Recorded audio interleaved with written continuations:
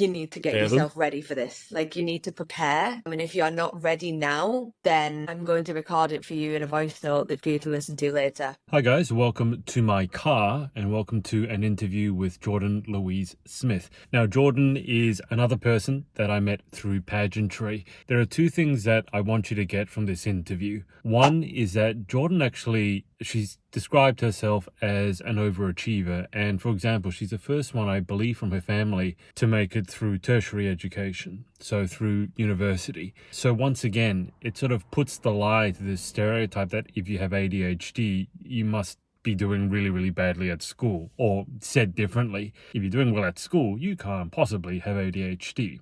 And it's not the first time. I think all three, this is the third interview that I've done in ADHD, in the ADHD field, and all three have done well academically. Not to say they don't have struggles, but they've done well. The second thing, and this is a big part of Jordan's life, is that she has what's called ARFID, which is Avoidant Restrictive Food Intake Disorder. Basically, it's a phobia of certain types of food, and in particular, Jordan's case, it's to do with textures. A phobia, as you would know, is severe irrational fear.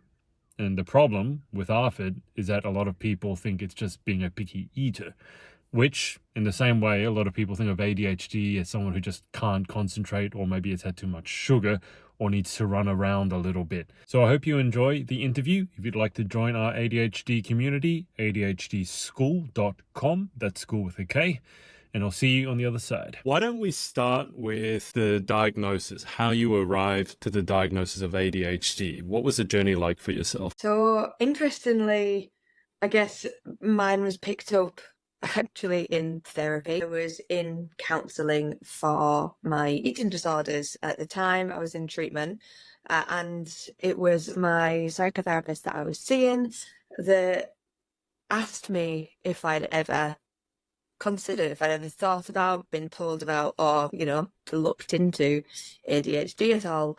And I hadn't.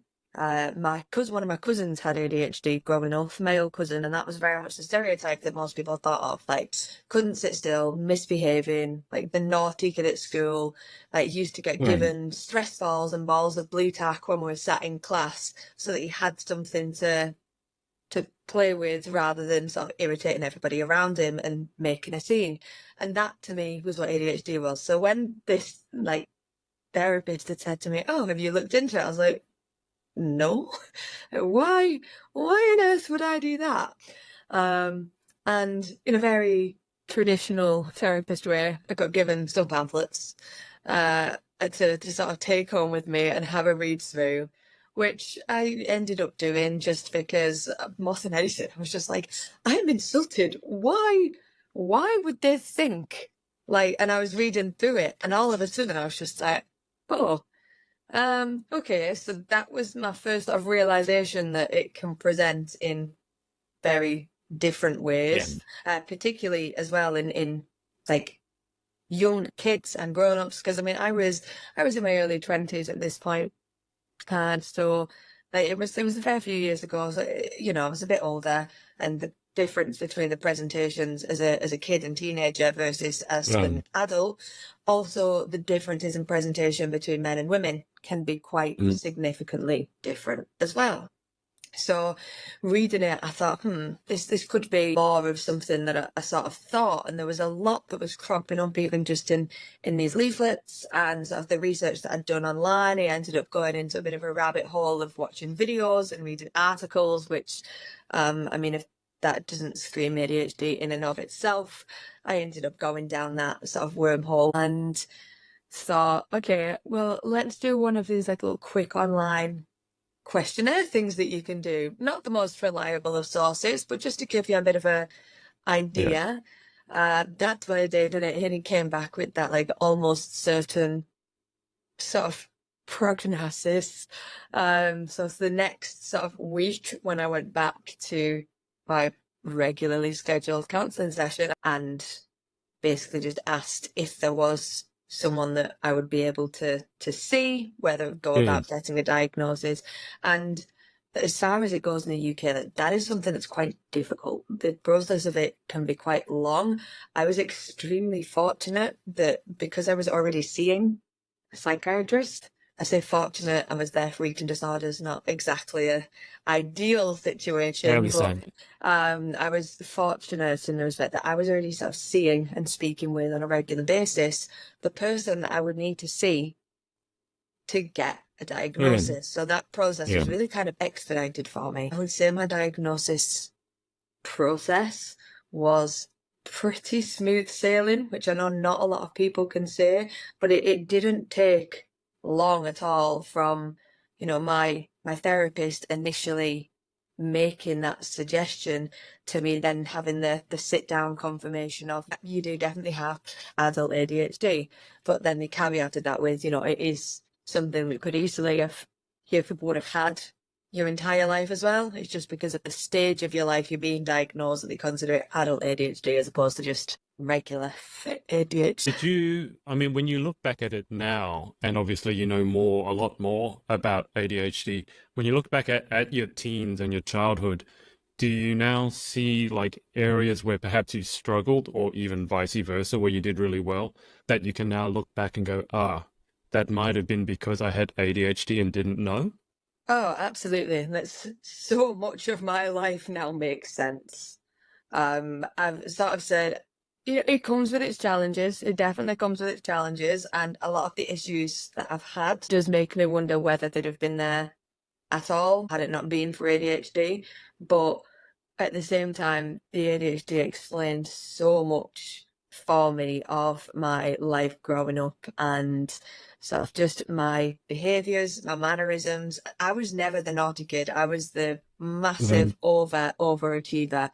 And you see these things on social media now that's like addressed to those high achieving kids that were pulled into the specialist groups at schools because they were, in the minority of smart, like really smart kids. And it's just Yeah. like, hey, you, how is that ADHD and social anxiety treating you now? And every time I'm like, oh, it hits hard. But at the same time, it just makes sense. As I mentioned, I was going through eating disorder treatment at the time. I've been extremely open about my struggles with that.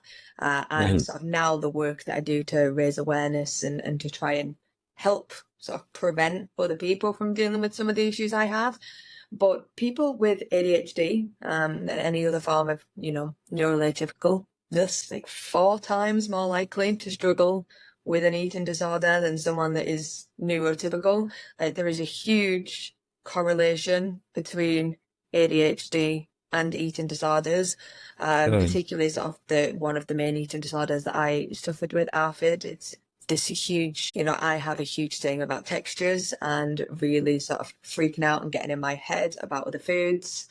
And yeah, a huge sort of amount of that can really be linked back to the ADHD. And I know that the link with autism has always been there and it's been really apparent, but that wasn't something I ever really, felt I related to too much. And I never thought Yeah. that, it might actually just be to do with the fact you know, atypical as opposed to Yeah. it being a specific diagnosis. That's one of the ones that I always just have in the back of my mind that I sort of look at a lot of the time. I think I'm grateful for my ADHD because it has got me to, I genuinely don't think I'd have got to where I am at the moment, in terms of like career and goals if it wasn't for that, because that is what I Mm. think it's my ADHD that's kept me so focused and helped me to excel so much in like my academics and just, yeah, generally excel. So I am grateful in that respect. But then, yeah, there's definitely other elements to it that you sort of wonder like, oh,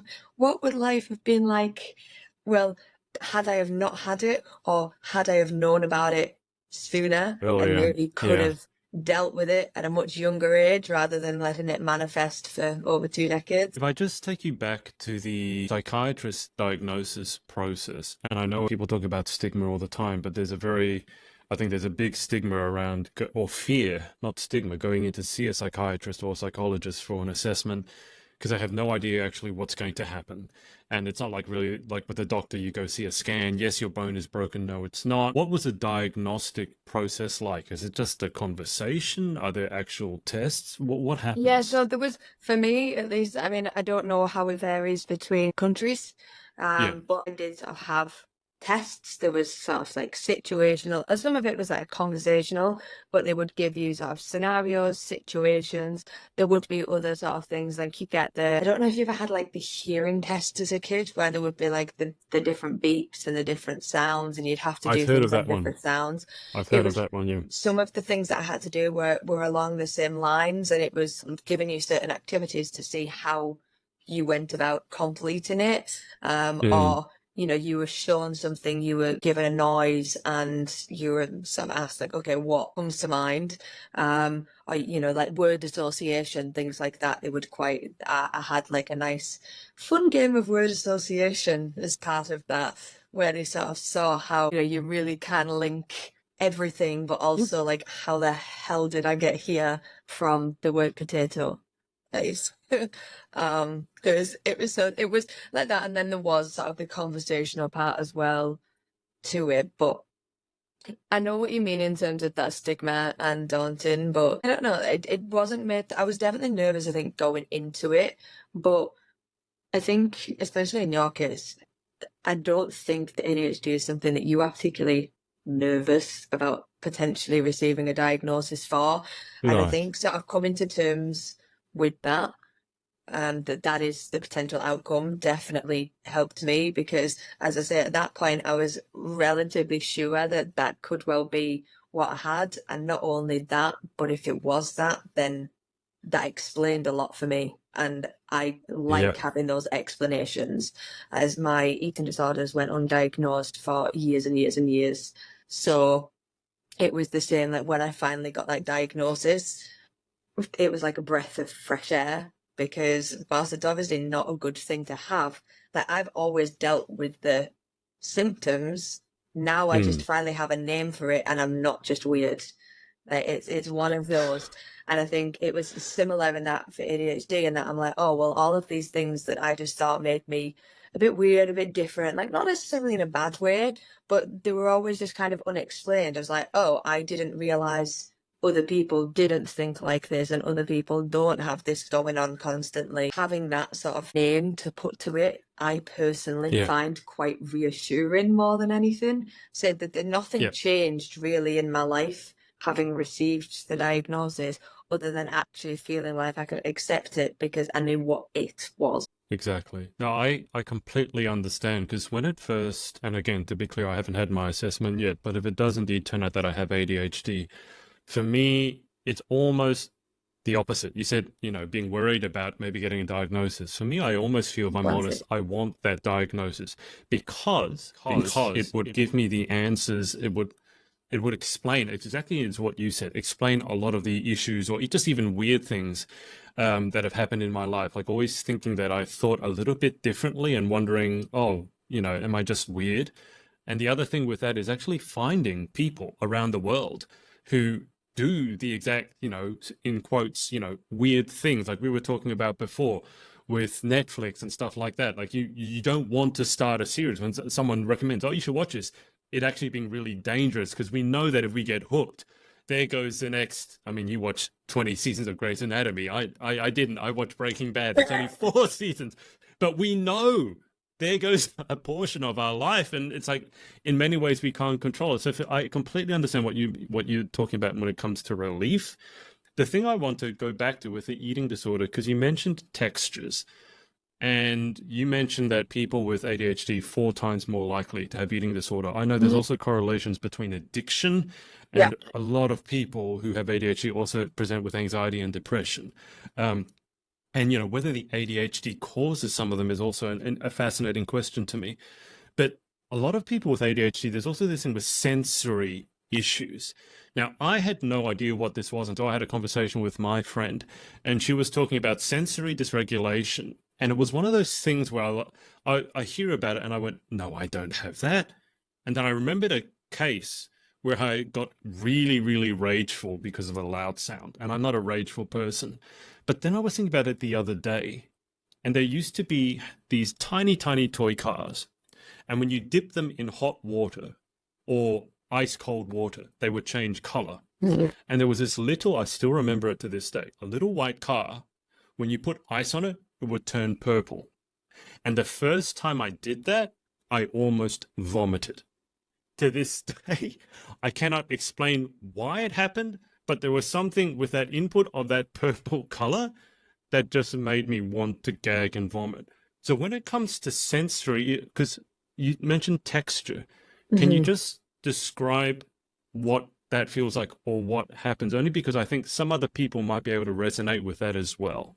Yeah, so I mean, when I'm talking about texture there, I was specifically talking about food. It does impact me with touching, but like Yeah, going to the food in particular, because the touch it, like if I had to touch something that I do not like for me, one of them is like just like with my hands with like the sponge, like a dish sponge, not the like mm, not the sponges that have got the really big holes that you would use maybe in like the bath or the shower, but yeah, the ones that you would use for like washing dishes.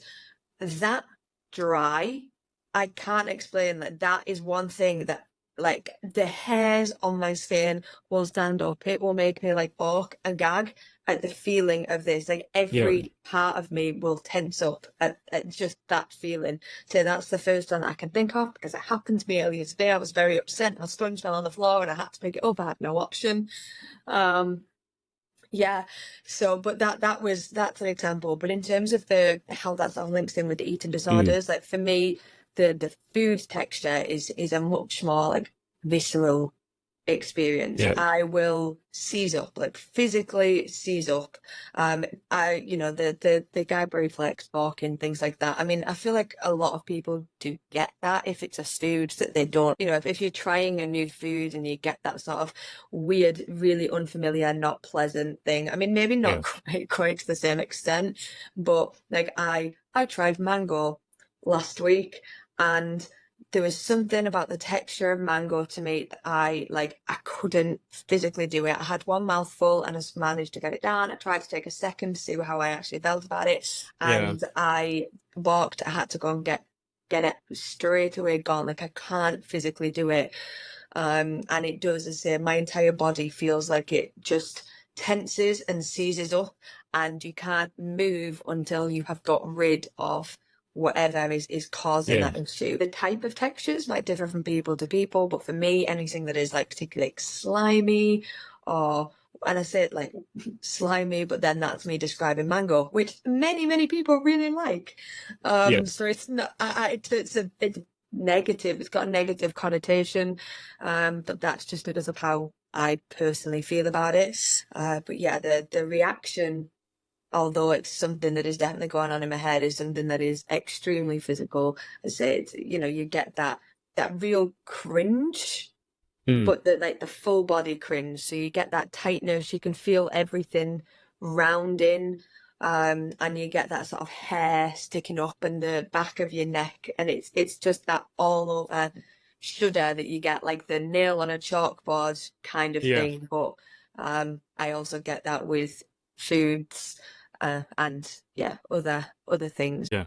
No, I can completely understand it. And I know that some people will have very strong reactions to certain foods, but I think it's more common to react to the smell or the taste of it. Yeah. But the texture absolutely can be one. And I've seen you trying a few different foods on your Instagram stories, but you have found a couple that, I mean, first off, why did you decide to do it? Was it just to push yourself or? Yeah, a bit of both. So, I mean, it was during Eating Disorder Awareness Week in the UK, and I really was trying to. I've spent the past few years since coming, well, I say since being in recovery, since being in comfortable recovery, I spent the Mhm. past few years trying to share my story and educate around different types of eating disorders, the effects that they can have. I definitely have had some success in that sort of through Yeah, the work that I've done with charities as well, but I wanted to push myself out of my comfort zone and do something that people might, pay a little bit more attention to as well. It's really yeah, easy to say that, oh yeah, well, I can't do this. This is something that I, really struggle with. But then physically seeing that, I think is it's a very different. different Yeah. experience. So I've been racking my brain about what I could do this Eating Disorder Awareness Week to really push the boat out and kind of force people to be interested a Yeah. little bit. And the idea was floated about, but then there was actually an 8-year-old girl from the States whose Instagram's videos or reels just kept coming up on my feed. I followed her, but they just kept coming up on my feed. And it was every single day she tries a new food. She has ARFID as well, so it's someone with the same eating disorder as myself, and every single day she tries a new food. And going in, there's a lot of the same things that my therapists have told me in the past, where when you try a food, you really need to do 3 mouthfuls, because the first one is honestly just a shock to the system. That is just a case of actually getting that initial step. The Yeah. second one, your taste buds are still going to be adjusting, and the third one is when the third mouthful is when you can really tell how you feel about the item. Right. So, and she goes through this and posts a video every single day, and sort of seeing that, it was an idea that I'd already been thinking about doing. I was like, if this 8-year-old girl can do this, I mean, granted, it's probably her mum or parent that is actually posting the videos. I was like, but if Yeah. she's able to do this and put this out, and the responses on her videos have also been like overwhelmingly Yeah. positive, Yeah. which not expected at all, because whenever there's been like newspaper articles written about ARFID that I've seen sort of in recent years, the comments on them tend to be not particularly understanding, not kind. So seeing the response that this young girl was getting kind of made me think, oh, well, if she's able to do it, then Jordan, get a grip. You can force yourself to. So that's where I went. And honestly, it had the desired effect. I mean, I am over the moon that I did end up being able to add a few things into my diet this past week. I'm really pleased about that, but more so like the amount of messages that I've received, Yeah. either from other people that already have a diagnosis and say that it's inspired them. They've been able to sort of build up some courage, or making them feel like they might be able to try something as well. Like, that's huge. I've actually had a message from one of my friend's mums, who is 53 years old, and she messaged me to say that it only with my posts and things like coming recently, over the past year or so, that she realised at the age of 53 that she wasn't just a picky eater, and she tries Right. to get help. And Yeah. then seeing my stories over the past week, she's actually been able to try food myself. She tried some of the things that I had also tried, because it was that idea of, again, like, if I see someone else with the same issue as me and they're able to eat this exact thing, then why can't I? So that was really nice. But also the amount of people that just not suffering with eating disorders at all, just general friends, people that know a little bit about my situation, but maybe not too in detail. So many people have been so invested in that like series, and I was getting messages asking me like, oh, what are you trying today? Or when are you going to be doing it? When's the video up? So you got I've had people messages. engaged. Yeah, I've had people messaging me asking me like, oh, please, can you carry on? Like, don't just limit it to a week. Right. And I mean, I am going to carry it on, but for my own well-being, I am reducing it.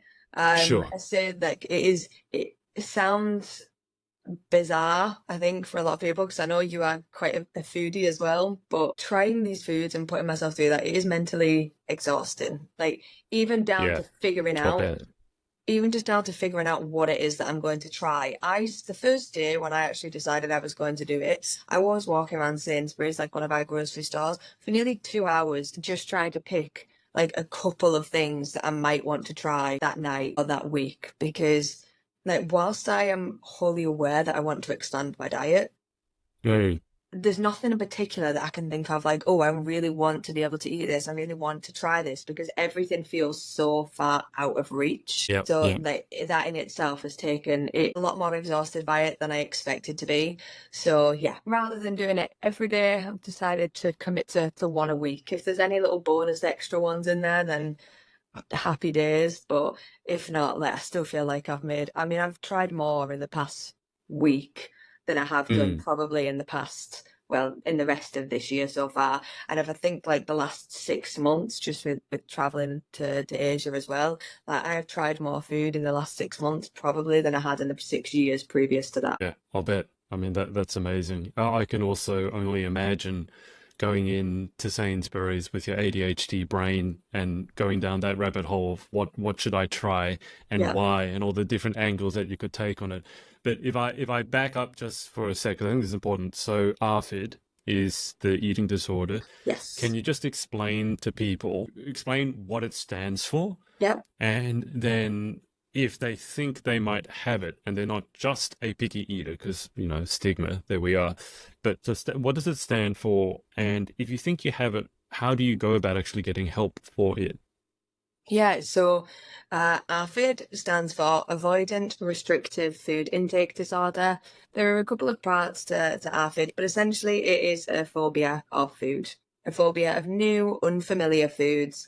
People with ARFID will tend to have a really sort of small list of what are considered safe foods, and you'll find that they're eating the same things day in, day out, and the part that sort of goes beyond the just being a picky eater is that genuine fear and terror. It's not just that I Phobia. don't Yeah. want that. It's not that I don't want to try something else. With every fiber of my being, I want to be able to eat more than I do, but I physically couldn't.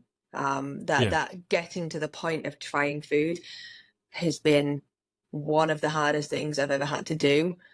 Doing that on camera was both a blessing and a curse. I mean, I've done plenty of trying off camera before I moved on to that to sort of get to that stage, and I've had a fair few failed attempts too. But yeah, it was both a blessing and a curse because basically it just made me a lot more conscious of how I was. Like I wasn't having the panic attacks with the full tears and shaking and sometimes Yeah. vomiting before I even get the food anywhere near my mouth, just out of sheer Wow. terror. Not wanting to do that on camera, really. So it kind of really Yeah. helped me curb the fear and rationalize what was going on. So that was sort of, I guess, in a nutshell, what ARFID is. There are different ways that it does portray. There could be a number of reasons for that fear. For myself, as I say, it's largely a texture thing, and that is really sort of common, particularly with anyone that's sort of neurotypical. But there's also people that have had any sort of traumatic experiences with food before. So if people have had sort of really severe, like, food poisoning, if they've choked before when eating something, you'll find that these sort of things, it's almost like a form of PTSD that can manifest specifically surrounding food, and they will then go to a very, very small list of things that they consider to be safe. So yeah, they're the two main ways that it manifests. And I mean, if you think it's something that you might have, or if you're thinking that actually maybe what I'm dealing with extends just beyond picky eating, definitely there are a lot of resources. I mean, a lot more resources there now than there ever were when I was first sort of looking into it and trying to figure out what was going on. As I said, I went undiagnosed for almost 2 decades, so that's a huge thing. I know here in the UK we have the charity Beats, and they are incredible. They have a lot of free resources in terms of information. If you read, like, if that's the way that you want to take it in, they have videos about it as well, if you're more of that visual to try and take in information, as well as confidential helplines that you can call, email, text. They have like virtual drop-in sessions as well once a week. You don't have to have a diagnosis to be able to join those. They're also for people that think they could be leaning that way. You've also got in the US, there is NEDA, the National Eating Disorder Association. They have got similar sort of things. What I'll get after we hop off this call, get the links from you. Yeah. To the ones you recommend, and I'll put them in the description of the YouTube video below. So if anyone wants to access those resources, then they definitely. can. I would say these charities are a great part of call because they're helping people on a daily basis that are currently suffering or also think they might be, because sadly the medical profession isn't as educated on eating disorders yet as we would like them to be. So the Beat volunteers and the people that work at these charities have a lot of experience in pointing people in the right direction of how to get assessed and potentially even get a diagnosis. That's how I ended up getting there. I dropped in, I spoke to some of the Beat members, and I said, I'm 99% certain that this is what I'm dealing with.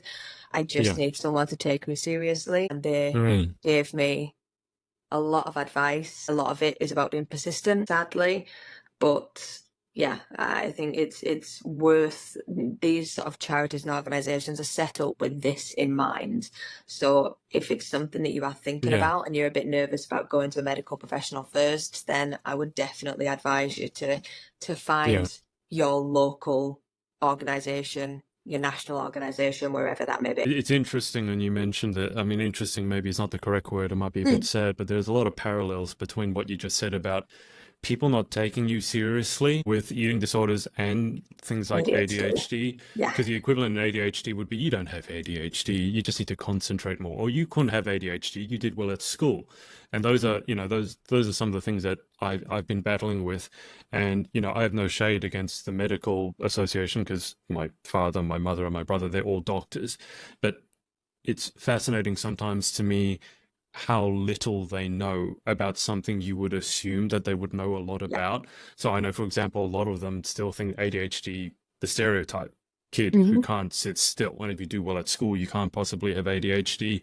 And I'm sure they would have stereotypes about eating disorders as well. So if there's an organization that can be that in between, because you with your ADHD brain probably did a lot of research before and you probably were able to diagnose yourself before, you just needed someone to confirm it, Sure. if you know what I mean, which is the same with me and ADHD. It's like, I'm pretty sure, but I just need someone to confirm it so it can be official. But let me just ask you this, because we were chatting for 2 hours before Yeah. I hit the record button, and you mentioned that your poor partner, he had to go to bed, so we needed to shift you to a different location. But just as a generalized question, because if you, obviously, us ADHD people, we get together and sometimes it can be Sure. crazy, right? The conversation is just ridiculous in a good way to some and completely unfollowable to others.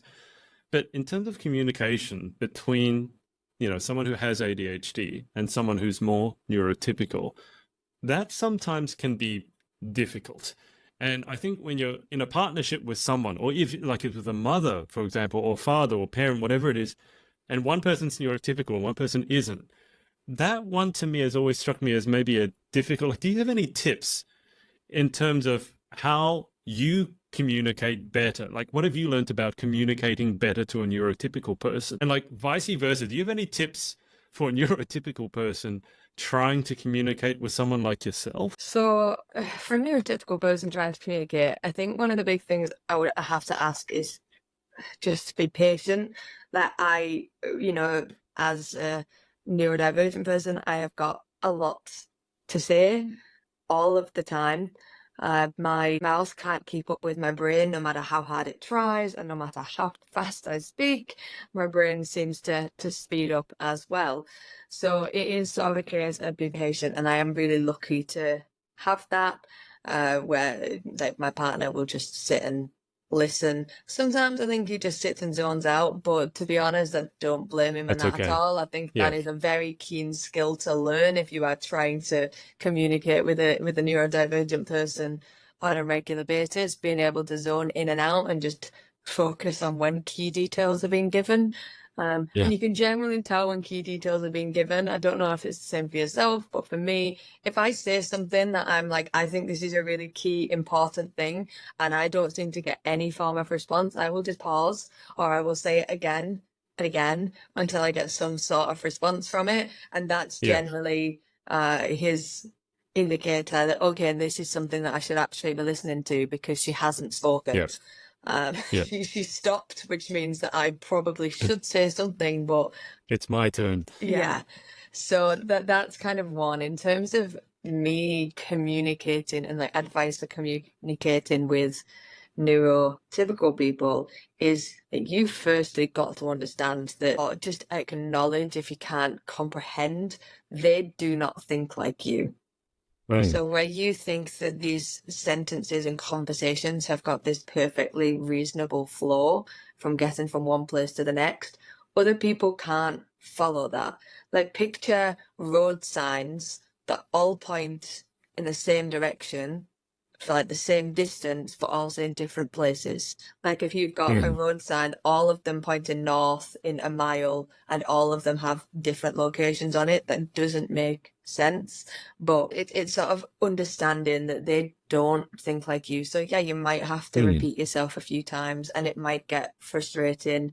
They might stop listening because you've been talking solidly for half an hour without breathing. And sort of understanding where those nuances in your communication style are, because the things that make you quirky and your communication style different are probably going to be the things that neurotypical people struggle with the most. So at least Yeah. being able to acknowledge them in yourself and understand maybe when that is happening or if that is likely to happen. I will always caveat, if I know that I am going to go off on some sort of rant, or if I've got like a big story to tell, whether that's a bit of a gossip or what, I will always be like, you need to get Evan? yourself ready for this. Like, you need to prepare.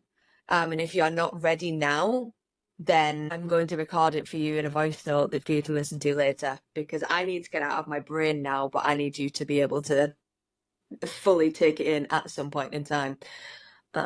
Voice notes are something that I actually find quite helpful with communicating not in person, because people have the ability to pause and reply. Like, you can send a 7-minute voice note and they can pause it and reply bit by bit by bit. I find it a lot easier to send it in a voice note than to try and type, because if my mouth can't keep up with my brain, then my My fingers fingers definitely certainly can't. can't. I'm wondering if we should add users' voice notes to the DSM-5 criteria for ADHD, only because I've almost taken it as a given. When someone decides to communicate with me frequently over voice notes, it's all, I feel like it's all the ADHD people I know. That's it. And the funny thing is, they all do the same thing. They always preface by saying, "I'm just going to send this as a voice note because it's easier." That's almost always the first thing they say, and then it's never just one voice note. It's Yeah. never, because either you're on Instagram, as we talked about, it restricts you to 1 minute, which we find really infuriating, or it's like they forgot something to edit, and then they apologize for forgetting it, and then they thought about something else, and then it's like I'll frequently have conversations in inverted commas.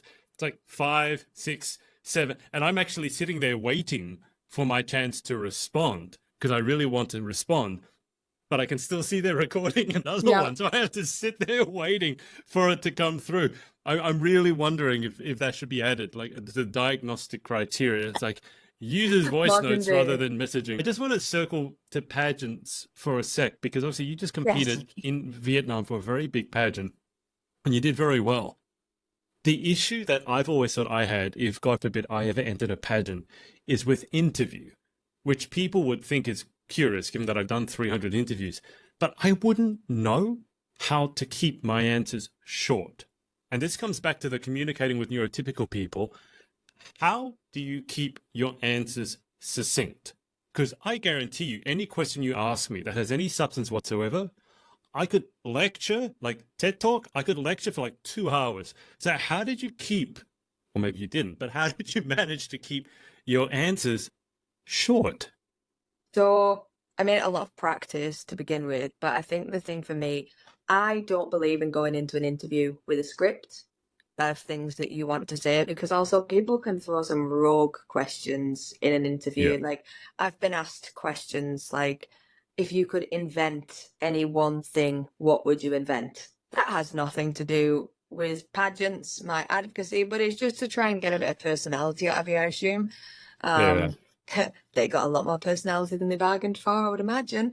But in terms of like the typical things, so things like pageants, I don't plan what I'm going to say, but I try and focus on having like maybe 3 key bits of information, 3 key messages that I want to get across in that interview. Mm-hmm. And it's sort of having, whether that's like a little, not so much a catchphrase, but just like a little snippet of something that you want to get in there, then having them to sort of be able to focus back to when I can feel myself rambling. Maybe I've got those 3 points in the back of my mind, and then it's just, okay, I can tell when I'm rambling.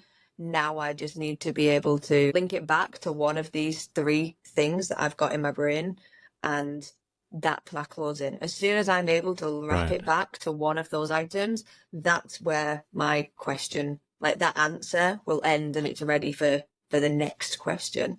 And I find that sort of a really helpful tool. And the same, I guess, if you're having sort of important meetings at work, or if you needed to Mm. have like an important discussion with family members, friends, if you have something really sort of key to get across, if you can identify what that key piece of information is, you start with the key piece of information, you go off on whatever your tangent is, as long as you loop it back to that sort of key piece of information. And once you have looped it back, that's where you just cut it off. Like if I know I've said this thing now a few times and spread out, they're my bookmarks, they're my start, my bookends, they're my start and my finish Got it. point. Yeah. I understand what you're saying in theory, and I've tried doing that, and I have done that on occasion when required. I will say it just feels very unnatural, even to this Yeah. day, I to mean, to it to just stop. definitely is very unnatural, but also at the same time, I guess, like a pageant interview in that sort of scenario is not a natural situation to be in either. You No. know, they call it, it's like your job interview. I mean, I've recently started a new job. I had a fair few interviews in the run up for that, and I can hand on heart say not a single one of them was timed to only 5 minutes. Yeah. So it's not like it is. I understand that they've got a lot of people to get through in that short space of time. Speaking in that sense does feel a bit unnatural, but then I just kind of remind yourself it is an unnatural situation to be in. How I'm speaking in this interview is very different to how I would be in that interview, because I know that, I mean, we do have a guide that we'd like to stick to, but it is not a harsh set time Yeah. limit where as soon as that 5 minutes or some patterns 3 minutes goes, there's going to be a ring of a bell, a knock on a door, and it's like your time is up. Anything you say after this point, we're just going to ignore. Yeah. I mean, I guess I understand why the time limits have to be there, because if, God forbid, you have a few ADHDers or neurodivergent people in there, those judges are going to be locked away for years and never see the light of day again. So I do understand it. But to me, a 3 minute or 5 minute conversation just seems like, if you want me to say anything of impact, 3 minutes, 5 minutes, it's not enough. That's No. scratching the surface. So if I was to ask you, because we've covered ADHD, also eating disorders, and in true neurodivergent style, a few other topics. And I've been asking people to, like, what sort of advice they would give to other people who might just be beginning their ADHD diagnosis or eating disorder diagnosis or anything like that.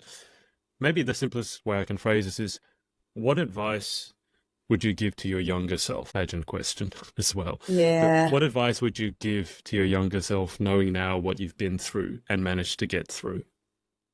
I mean, so that, to me, they are different questions, because obviously my younger self, you've got the generic, you're not just weird. There is a reason for all of this, but also just embrace it, embrace the quirks. Like it's something that later on in life you're going to be quite glad you have, because they have served you well all in all. My advice, if you're a neurodivergent person that knows you're neurodivergent, knowing what I now know, would be figure out what your specific quirks are. You're going to find typically that you are more aware of these things when they're happening, but do your research into what sort of typical, I think it's funny using the word typical when you're talking about ADHD, but find out what the typical sort of behaviors, mannerisms are, whether that is reading articles, papers, or whether that is scrolling through Instagram and TikTok accounts and watching YouTube videos sort of dedicated to it. Find out and sort of link back to what do you think they are. If you have people around you that you trust and know you really well, you can ask them what you do that's different to what they do. And you Yeah. will learn some fascinating things about yourself that you thought were just a perfectly normal part of life that turns out other people don't have. For example, I only recently found out that some people's brains actually go quiet, because, like I said to Adrian, said to you before, the best I can ever get is like some form of elevator music going on in the back of my brain. That is my version of a quiet mind. That is as good as it gets for me. And I'll find myself just like having a bit of a nod along sometimes, and it's just like, oh, well, yeah, you have that where you'll just be sat there and you'll just be like bobbing your head as if you're listening to music that doesn't exist. I was like, oh, well, that's because it does. And it's those sort of things that if you can speak to the people around you, you can really identify what those quirks are. And I think it can help you maybe manage them, but Yeah. if not manage them, at least acknowledge them and know that, that this is why, and it's okay to be like that. It's me again. So I hope you really enjoyed that interview. If there's any feedback that you have, I'd love to hear your comments below, whether it's how to make these sorts of interviews more ADHD friendly, or maybe even suggestions as to who you'd like to see me interview next. Now, obviously, I don't need to tell you that the best way to support this channel is to leave a like and subscribe, especially given that we're new. But I'd really also love to encourage you to join us at ADHDschool.com. That's school with a K. That's where we're going to be building a little ADHD neurodivergent community. So sign up there. Thanks for watching, and I'll speak to you very soon.